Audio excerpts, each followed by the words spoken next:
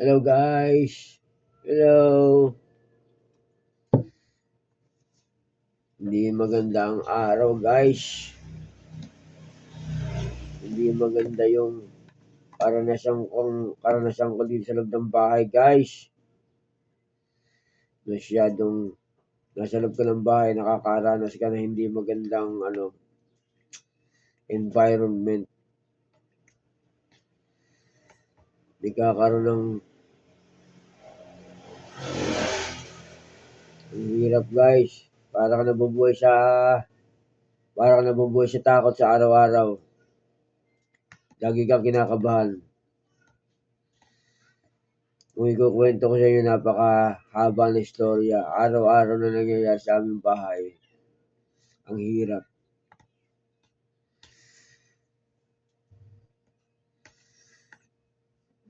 Pero anyway, dahil sa napakahirap masaya na pag-usapan, hindi ko na lang sa inyo kukwento. Ang mahalaga, kain po tayo, mag-almusal po tayo. At umaasa ako itong araw na to ay maging magandang araw namin.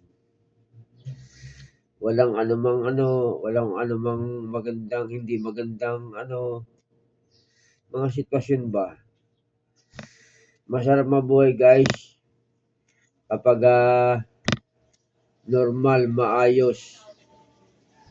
Wala kang maririnig na kung ano ng mga salita ng mga salitang hindi ka aya-ayang pakinggan. Yung mga salitang violent, ba? Violence.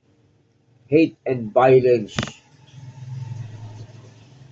Hindi maganda guys. Ang hirap.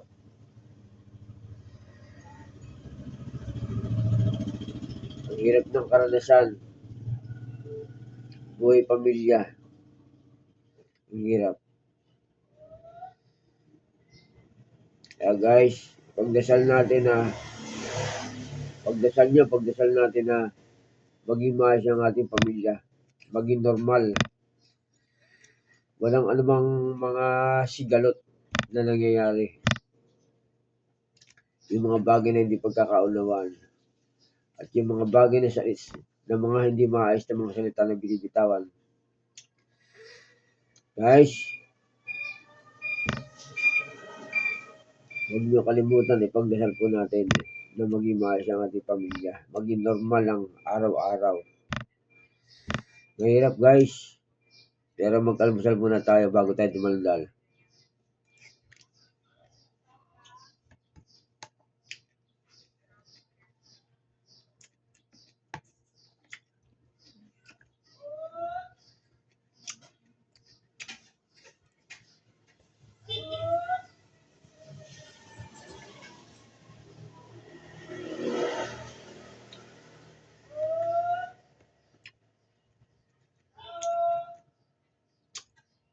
Mahirap ang sitwasyon ko guys. Lahat na sinalo ko. Kinakaya ko lang. Sakit, dinadanas ko. Physical na sakit. Sakit sa kalooban. Abnormal na kapaligiran. Sa loob mismo ng bahay, guys. Hirap. Pagdasal natin, guys. Maging normal ang ating buhay. Maging payapa.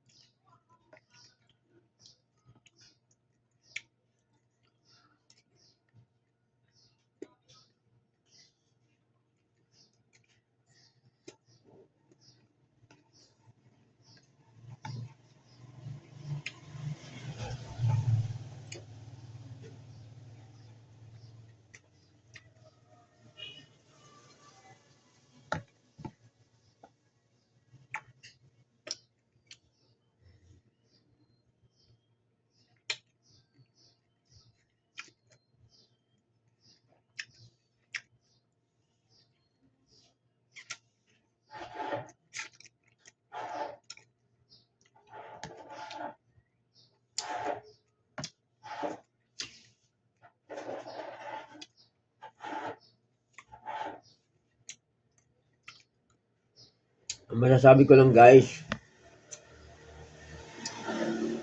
katulad ko, may sakit. Ingatan niyo yung sarili niyo. Huwag niyo hayaan na kayo ay magkaroon ng sakit.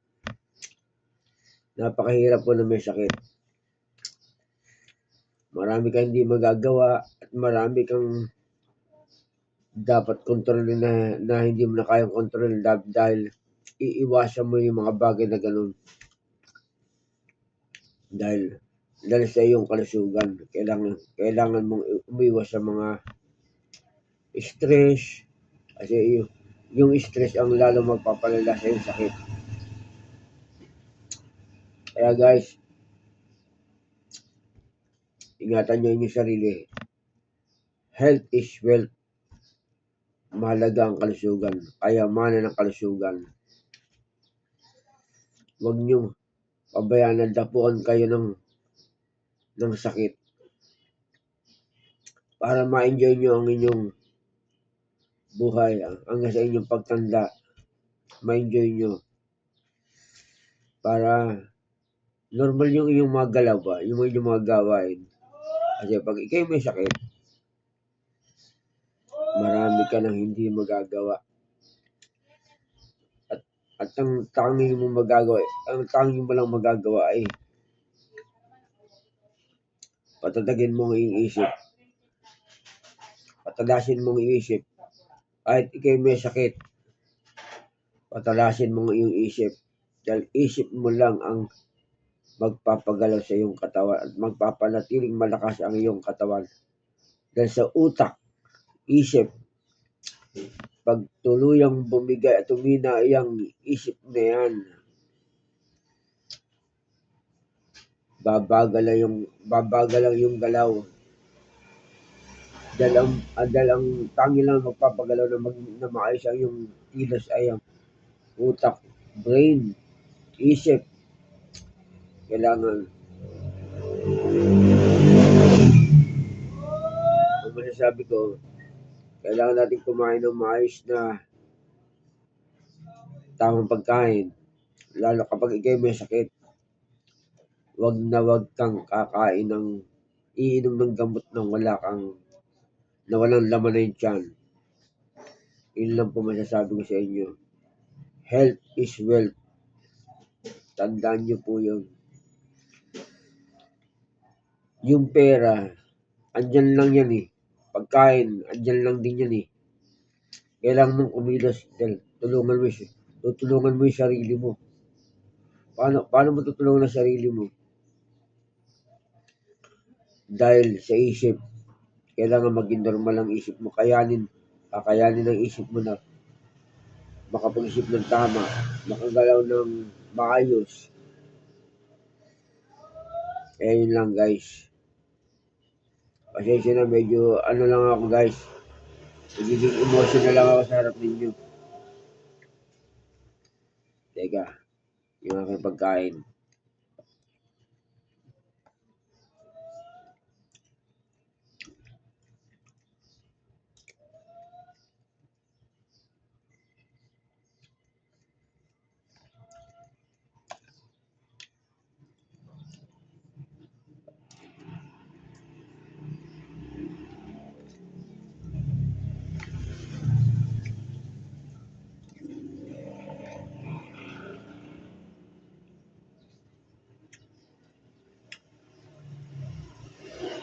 Isa pa guys,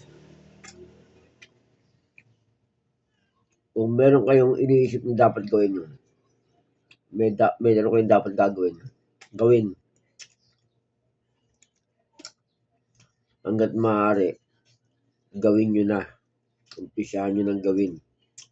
Yung mga bagay na dapat mong gawin. Isa-ayos ba? Sa loob ng bahay, kung meron kang dapat ayusin mo na. Kung meron ka rin lang naman na papaayos, ayusin mo na. Kung sa mga taong kasama mo sa loob ng bahay, ewan ko lang, ang hirap yata siguro ayusin yun. Kung halimbawa sila yung malalaki na matatanda na nasa tamang edad na, mahirap na siguro ayusin yun kasi hindi na yan basta-basta makikinig sa iyo eh.